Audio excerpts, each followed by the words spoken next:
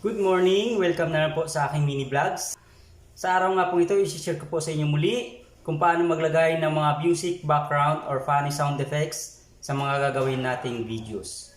Susundan nyo naman po ito at madali naman po itong gawin. I-share ko nga rin po ang mga music na walang copyright issue para hindi tayo magkaroon ng copyright music violation sa huli. So ganito lamang po ang inyong gagawin.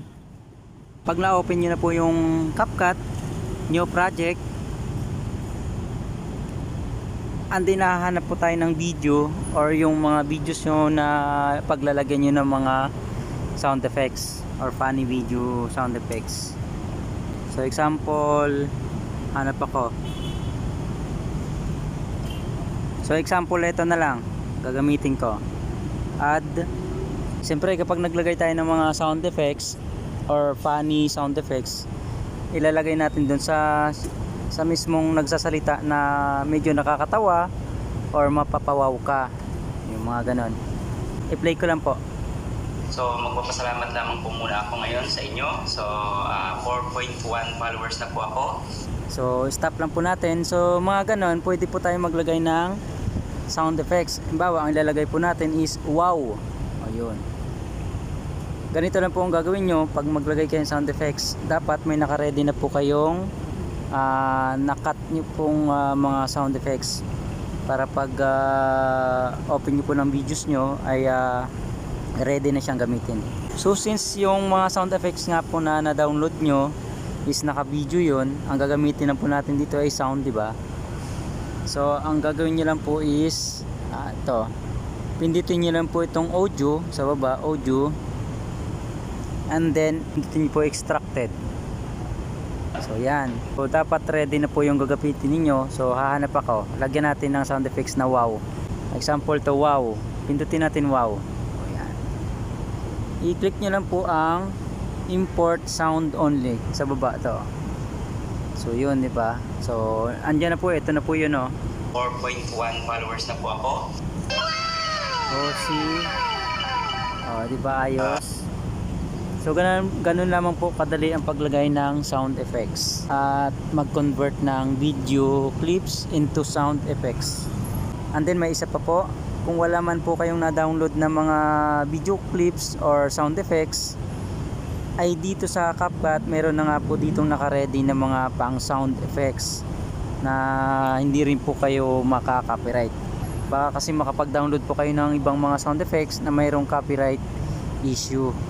So dito mayroon na pong mga sound effects na walang copyright dahil ito po ay galing mismo kay CapCut. So saan po yun makikita? Yan po, may nakikita po yung sounds, then may effects. Pindutin niyo pong effects. Yan. So andyan na po nakalagay lahat ng mga sound effects. Mamili na lang po kayo dyan ng mga gusto nyong gagamitin. Halimbawa, nakakatawa, pindutin niyo po tawa. Marami po yan. Example. Diba? Ayan mga yan. Example, lagyan natin ng sound effects na galing kay CapCut. Pindutin nyo lang pong effects. And then maglagay tayo. Kung gusto nakakatawa. Then i-click nyo lang po itong plus dito sa right side. Yan. So ayun na. Nakalagay na po. Play natin. Ito. Yung tumatawa. Diba? And then may isa pa po akong i-share sa inyo, ang paglagay ng mga music background.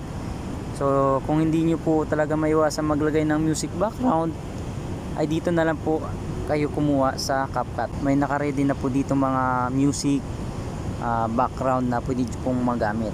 Mamili na lang po kayo. So sample, i-click nyo lang pong sounds. Yan. And then dito may nakalagay travel, vlog, fresh, mga ganon, pagaling. So mamili na lang po kayo. Example vlogs, click nyo lang po. So marami po yan, click nyo lang po. So mga yan, example lang yan. Ngayon kung gusto nyo pong ilagay yan, is click nyo lang po yung plus sign sa right side. Ayan. So yan na, nakalagay na po. So i-play ko lang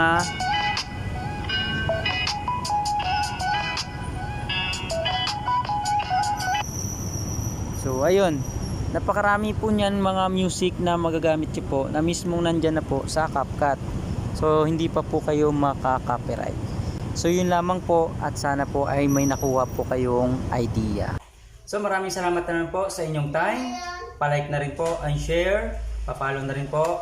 Sana po ay may nakuha po kayong idea. So maraming salamat muli and God bless.